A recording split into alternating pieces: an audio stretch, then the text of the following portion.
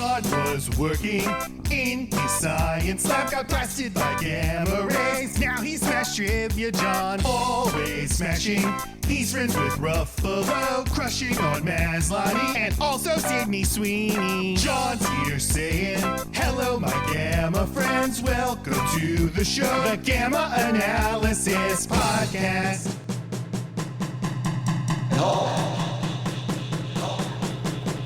Smash.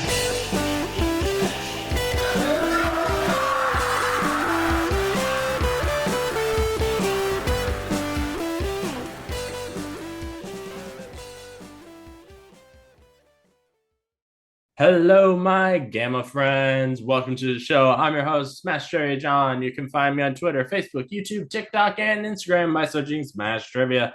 I'll be the one with the big old green head in the profile picture. This is the Gamma Analysis. Basically, I'm going to review everything Hulk, all the movies, TV shows, and I also do random other geeky films, sometimes not so geeky films.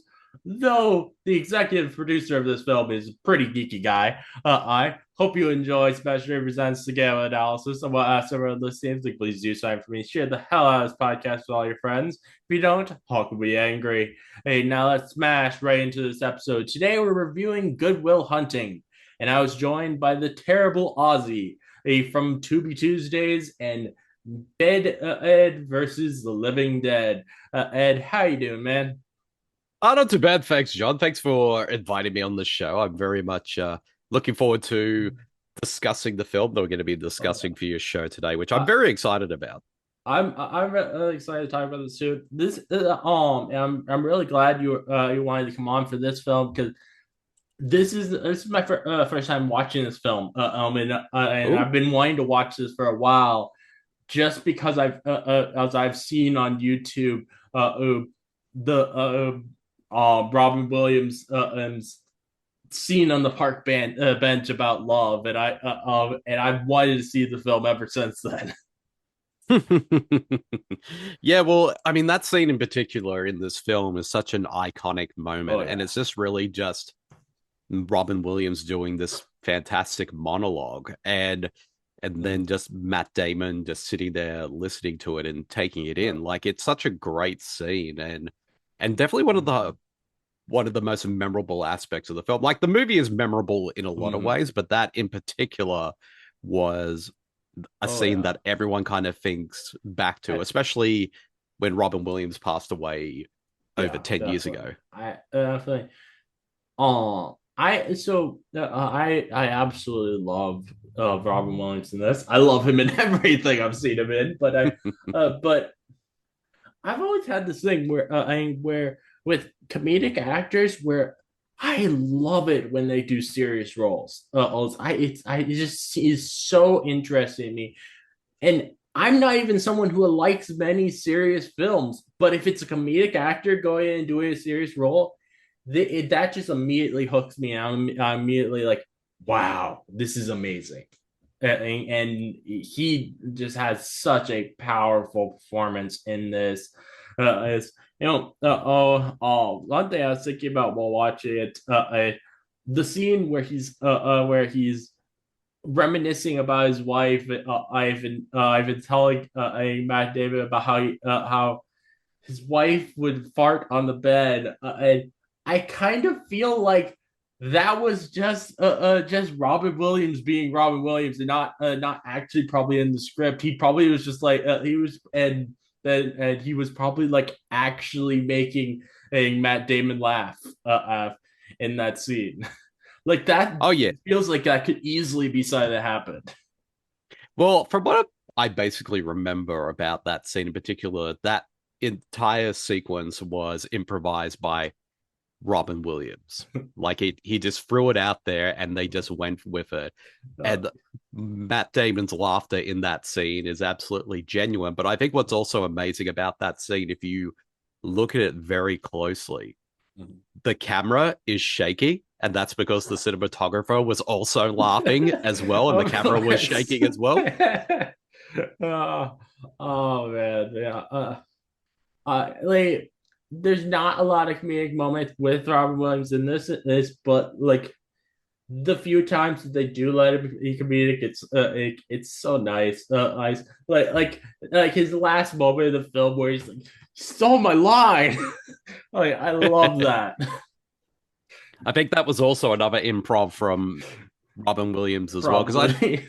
Because I remember reading parts of the script ages ago, and basically that whole scene kind of just ended with Matt Damon's character Will just reading the letter, and that was it. And then Robin Williams just threw that line in there, and it kind of just seemed perfect, like one of the perfect things to end the film on. Oh yeah, definitely. I think this is such a beautiful story, or like, and really is an important one that a lot of people need to see with the talking about the massive importance of going to therapy and you're and then another powerful scene with him is and that I really loved is when he was telling Matt Damon, "It's not your fault." Repeatedly, it's just so powerful. Everything, oh my god. Oh yeah, that's an amazing scene as well, and the fact that him just keeps saying it's not your fault, it's not your fault, just over and over again. That's kind of the moment that kind of brings Will's walls down, Yeah. and he can finally just kind of unleash everything that has been bottled up inside him and why he is the way he is throughout this whole film. Because pretty much as Robin Williams's character of Sean Maguire says, like some of the reasons why he is the way he is because it's a defensive mechanism of not wanting people to get too close to him. So, and because he's been hurt by people in his life, particularly being abused by his foster father. So you can definitely understand why. Like and due to all that, he has abandonment problems. And that's such um, and I think that just like the professor in this film, a lot of people don't take things like that seriously enough, and it's a sad thing. And like I have abandonment problems myself, so I can very much relate. Maybe not relate so much to being that smart, but I could definitely relate to the abandonment problems, and it was just everything was just it's really made me emotional watching this film. The I I've said many times on the podcast. There are some certain things I don't like seeing movies that are a lot more are prevalent in older films, and like the R slur and the and like there's a transphobic joke in this. Like I don't like that those things are in it, but this film was good enough that I excuse the fact that those are there, and I'm like, okay, I'm going to ignore. I'm willing to ignore those because this is just such a powerful film. Hmm. I can definitely understand that for sure, and I do agree in extent. But I think at the same time, we kind of have to remember this was a film that was made in I understand 1997. that. Yeah, and I, also Ben Affleck and Matt Damon kind of, since they are Boston boys, they've been around people like that their entire life, so they're pretty much just writing exactly how these people would talk. Like, it's not saying like this is stuff they condone. It's just being realistic to what these characters yeah, are. And I think it's just also like too, yeah, it's just something that I personally don't enjoy seeing in yeah, films. But like I'm never gonna tell anyone don't watch a film because I like that's in there that or that there's something morally wrong with you if you watch the film. I just personally don't enjoy it, but I think everything else in the film made up for the fact that those are there. oh, definitely, definitely. Like, I think the movie is just as powerful enough that even if there are definitely things about it for a lot of people will come across as problematic, I feel like given Mhm. the what type of story it is and what it's trying to do, it actually makes Mhm. sense And within the confines of you know, this film. oh yeah, oh yeah. One thing I kept thinking about while watching it is I find so interesting about this is it is very much a trope in fiction, the person who is insanely smarter than everyone else. But what I love about this is the fact that that that's not the important part of him. Mm. He's what's important is his emotional side, and that's what the story is really about. And I think that's really cool. That they did that. Oh, definitely. I think that's one of the things that makes Will such an interesting character.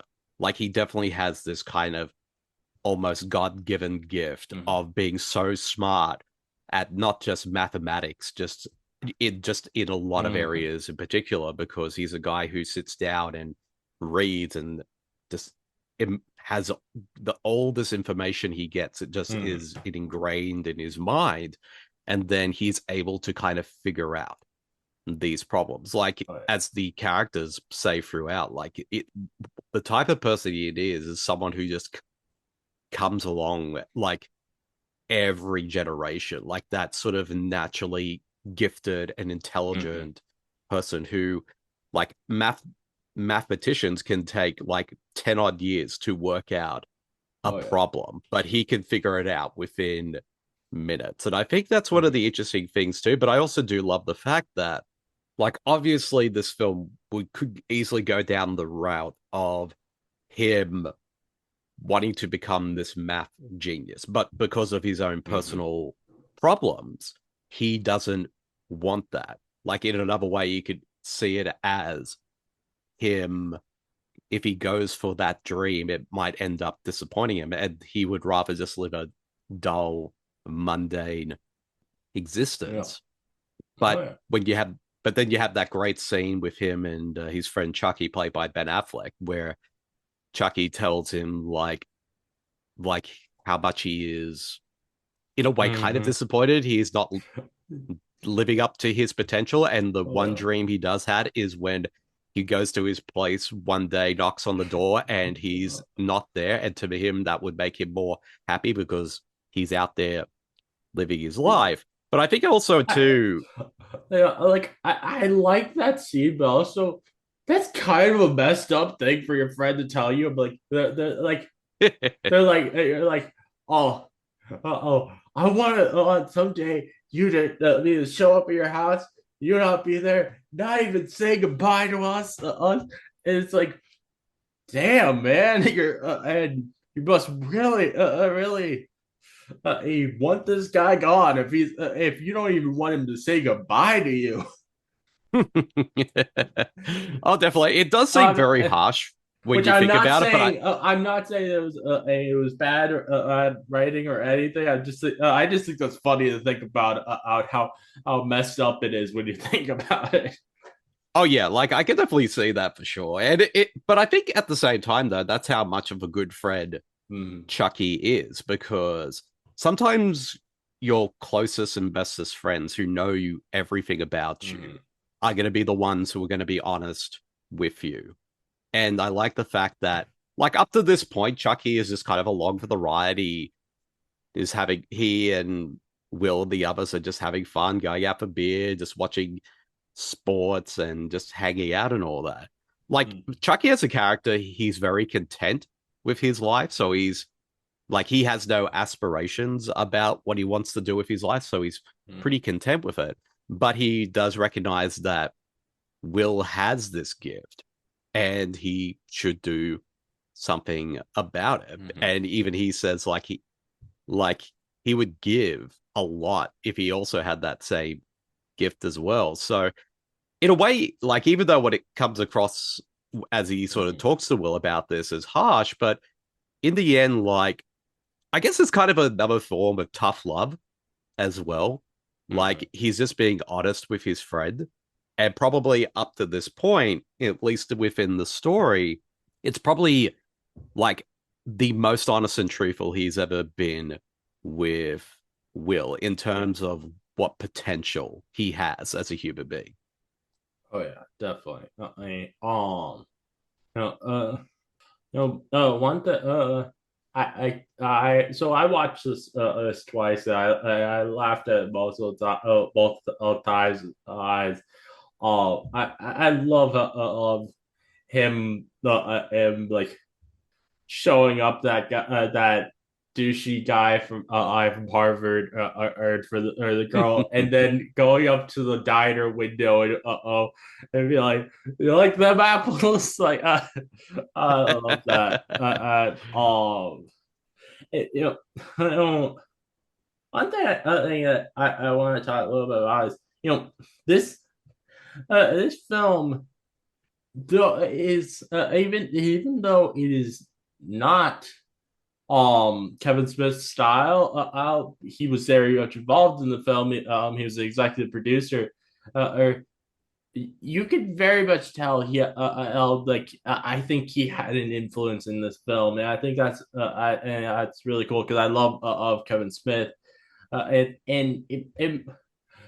makes me wonder if why Kevin Smith never tried to actually getting Robin Williams into one of his comedies, because I think that would have been really cool to see. Yeah, well, I guess the closest he got to someone like that would probably be, or at least somebody who of the caliber of Robin Williams would probably be the great late Alan Rickman in Dogma.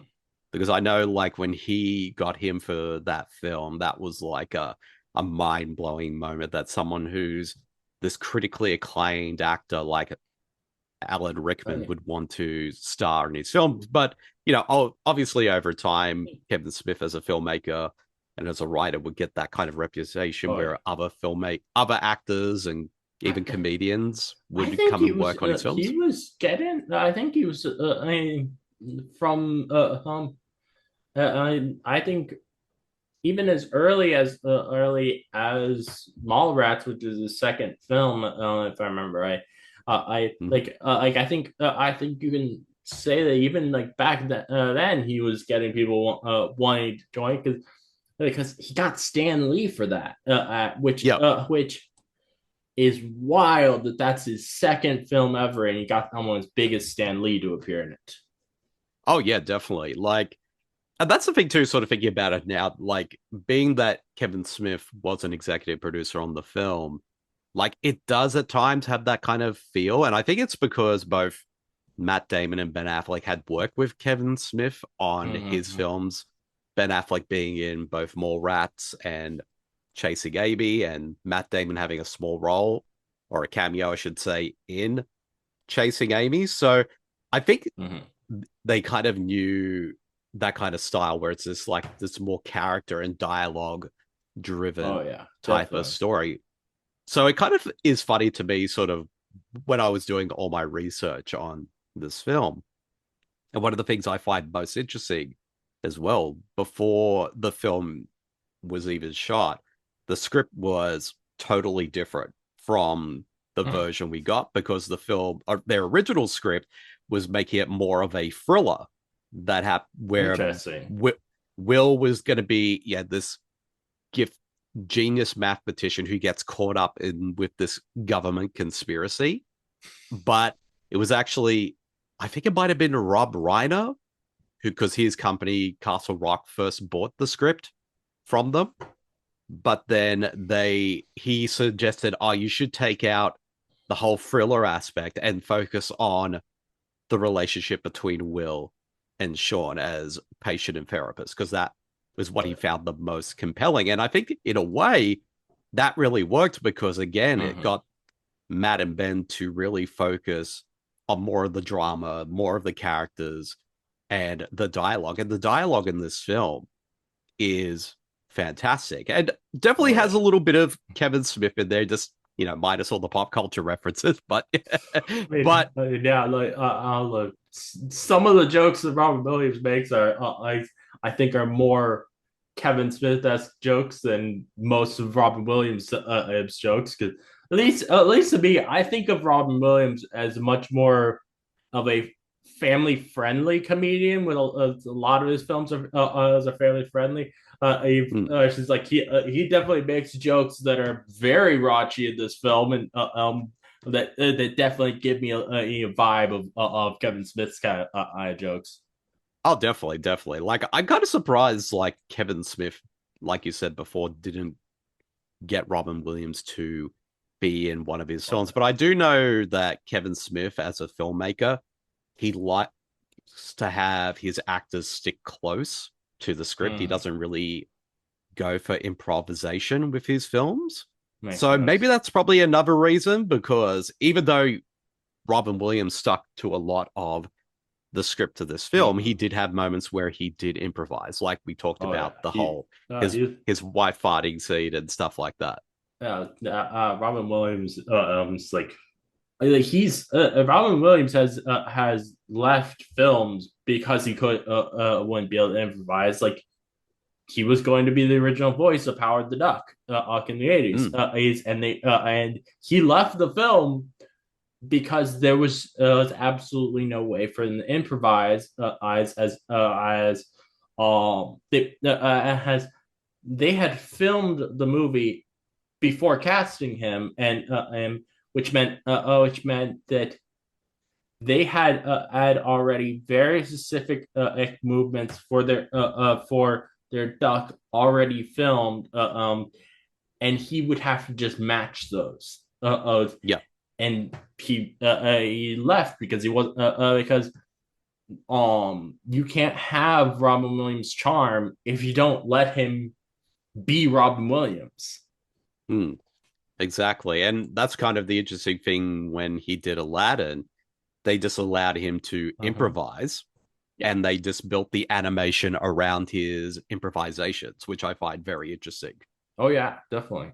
And it made him be the best part of that film. Exactly. And people still talk about it. Genie. I mean, he's pretty much a Disney icon as a character. Absolutely. Let's think. What else do I want to talk about with this film? I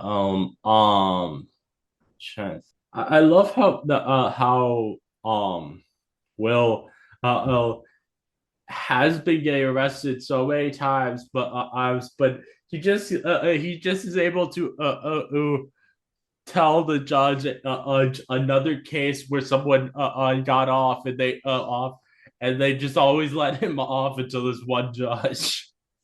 So, I feel like it should not have taken this long for a judge to realize maybe you shouldn't just let him off for all these reasons. Well, that's the thing too, because Will is such an intelligent person who, again, reads so much and retains all this knowledge and information. Like, I do find it interesting, like he is his own attorney in his scene. And this is not the first time he has done it and used his intelligence to get out of a situation. But the fact that he hit a cop is what is kind of his undoing. Oh yeah. So did I missed this? Did he hit the cop that arrested him, or was his childhood bully only a cop op and he just didn't know it or something? I think he accidentally hit the cop. Like, as he was hitting the bully, the police grabbed him, and he probably thought like it was one of the bully's friends, and then that's how he got arrested. But that also kind of shows too, like, even in this courtroom scene, Will, if he wasn't going to be a mathematician, he could easily be a lawyer if he wanted to. I do feel like, though, if he wasn't intentionally hitting a cop, he didn't know he was doing that. I feel like he shouldn't be. He shouldn't be given the severity of a sentence that you would get if for hitting a cop, because he wasn't trying to do that. He was if someone doesn't know what they're doing, you can't and blame them nearly as much, I don't think. Exactly. But yeah, well, and that kind of course, is the incident that sets him on the path to meeting both Stellan Skarsgård's character Yeah. and also Robin Williams' character as Oh well. yeah. Definitely. Definitely. I'm not trying to say that the film like was bad writing that. I'm just saying, Yep. hey, I think this judge had a little bit too much prejudice against him, and just because it was a cop that he hit. Exactly. Exactly. Oh, wait. What else is there about this film that I want to talk about? Like, there are a lot of really deep conversations like we had about this film, but like I don't really feel like I'm the person who's like I would be able to like really go into all of those. So I'm having trouble thinking of what else I really want to talk about with this. Oh, well, anyway, I definitely agree with Chucky is a Ben Affleck's character is it's so messed up that one of their friends was had jerked off into a baseball bat like or a baseball mitt or like I'm like Yep. if someone had done that to my baseball mitt, I would be like, nope, you're not my friend anymore. That's the last straw. That is a priceless childhood artifact. You just defiled it. Yeah, I think if I was Chucky in that scene, I probably would have kicked Morgan out of the house, especially since Yeah. not only was it just with a baseball mitt, he did it while in Chucky's mum's room Yeah, while it's watching just so porn in weird. there. It's, oh my god, yeah. Now now at the end of the film, they give Will a car, Mhm. which they're acting like he didn't have a car before, but he has a car right outside his house. The whole Yeah, film, I there's did a notice car. I'm that. like, what's going on with that car that's right outside his house? They don't even ever mention it. He just has it. Has it in has it, but then they act like he doesn't own a car. I'm like, what? Huh? Well, I was thinking that too because I did notice the car, and the only thing I can think of because I didn't get a chance to look at the wheels. Were there any wheels on the car? So maybe that's I don't know. why it's been out I the mean, front because he can't afford to buy wheels for it. Or it could be I mean, somebody else's car. I'm not sure. it doesn't seem like he has any other friends other than these three people. Unless one of them had left his car at their house, I highly doubt he's just gonna let somebody else keep their car at his house. I don't Mm. know. Oh, and I feel like since the car that they got him was one that they did work on to make it actually work, then I feel like it would have been cheaper to just fix up his car or instead of buying one that needed it work. Oh, yeah. I would think so too. But again, like, it's Oh, such a weird thing. Maybe I mean, Will owns that entire house. There's no other yeah. housemates or anything like that, so he's living Which by himself. So, which uh, makes me wonder how much money is he making as a janitor? Because I feel like most people would not be allowed to have a whole house on a janitor's salary. I mean, I don't. I've never been to Boston, and I don't know what Well, either the rent I've or. never been there either, but I just assume most cities these rent or owning a house is very expensive. Well, we got to remember this is in the '90s, so maybe That's it might true. have been cheaper back then. Yeah, that's true.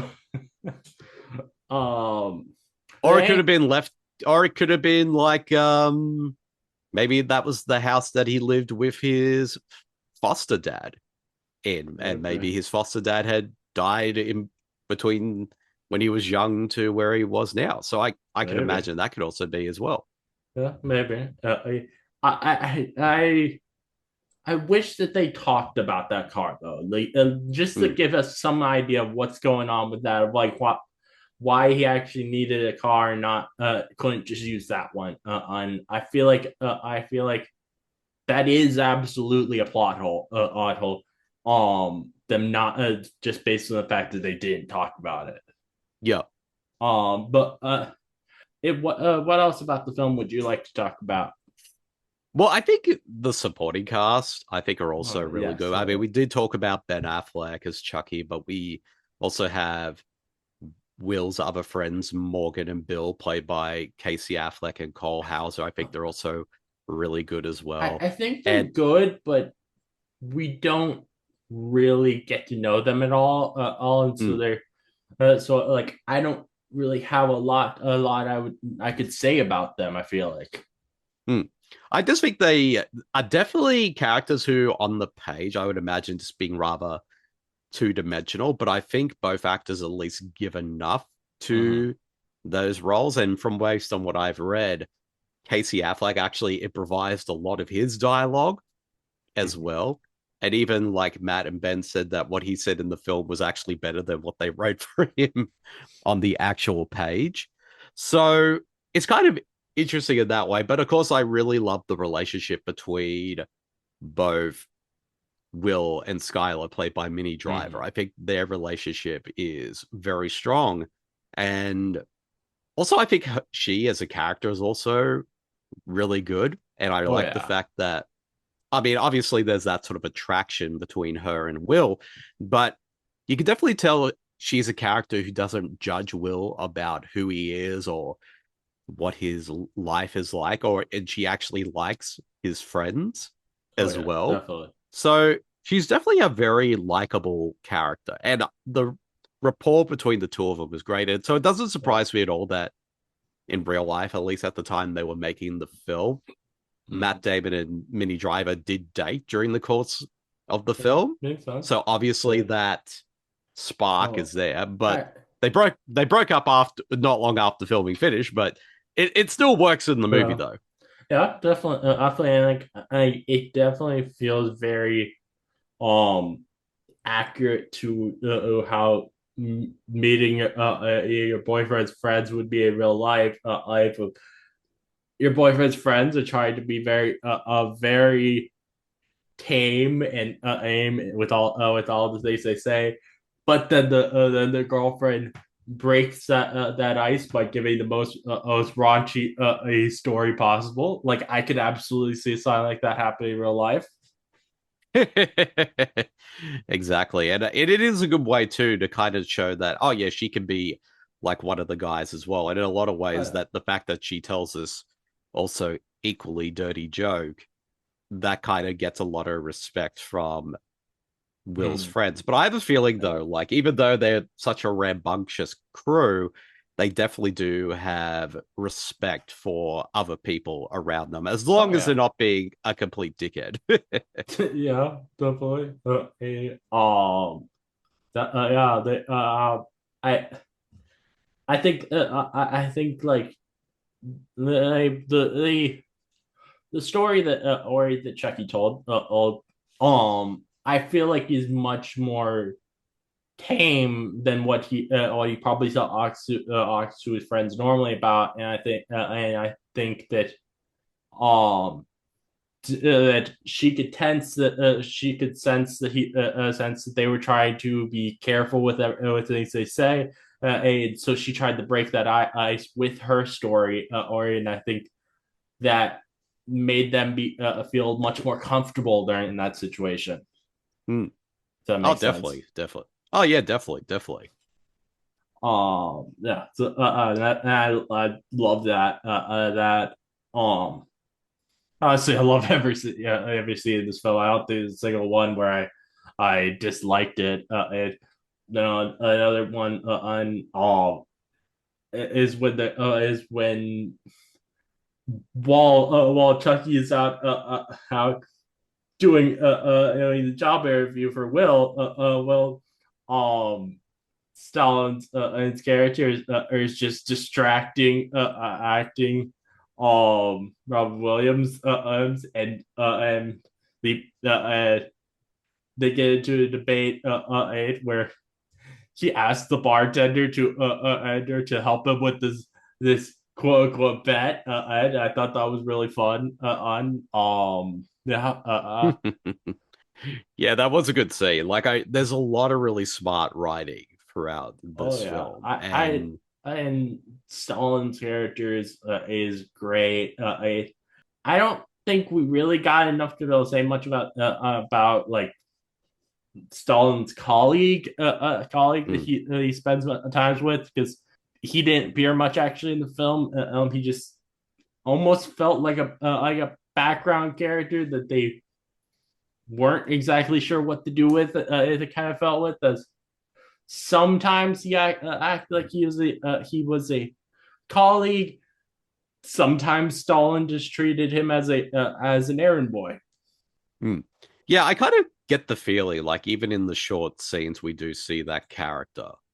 Like I could imagine, and maybe this is kind of just like my head canon in a lot of ways, that he could be seen as like this kind of protege of Stellan Skarsgård's character. And then, of course, Will comes along and kind of becomes, I guess, the new quote unquote teacher's pet Mm-hmm.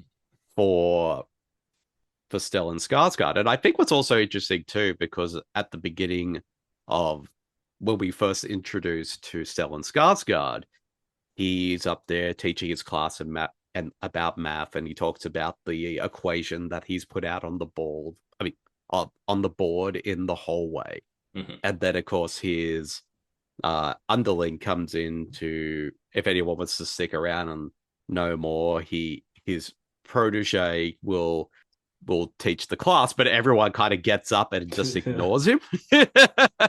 So I would imagine though, like now that Will has come in, it's like he is kind of almost jealous of Will, because we do get a brief kind of interaction between him and Will later on, saying Mm-hmm. about, you should take this whole thing seriously because he cares about you and stuff like that.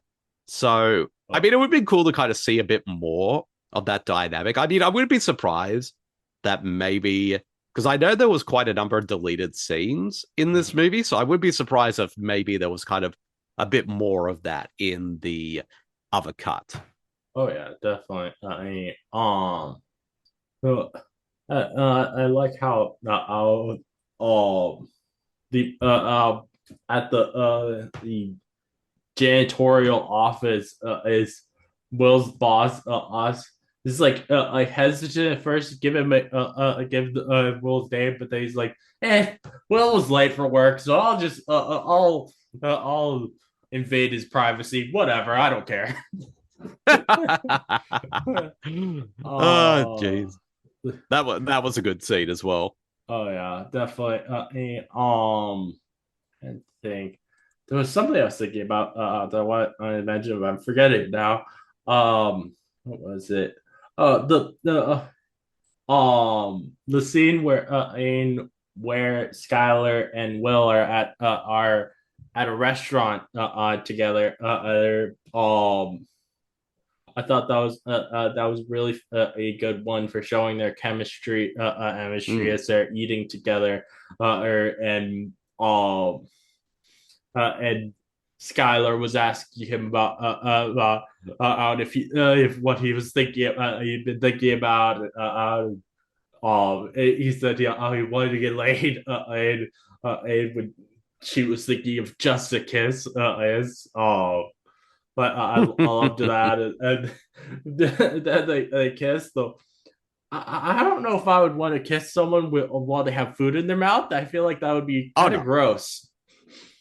Although I think it's funny though, like she kind of laughs it off as like after the kiss, she says, "Oh, I think what if a bit of your Yeah. food just got in my mouth." I mean, I wouldn't either. I wouldn't want to kiss a woman if they had food in their mouth.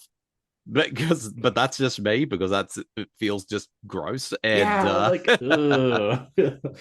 But I mean, if you want to do that, okay.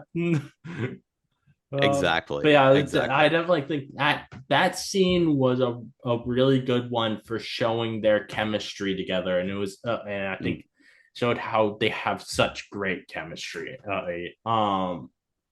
I think there's really not much else to really say about the film. Do you have any last things you would like to talk about with the film? Well, I think it's just a beautifully made film. I think Gus Van Sant does a really great job with the filmmaking of this. And I always keep forgetting Danny Elfman did the score for this film as well. And it's such a very lovely score, too. Mm-hmm. Yeah.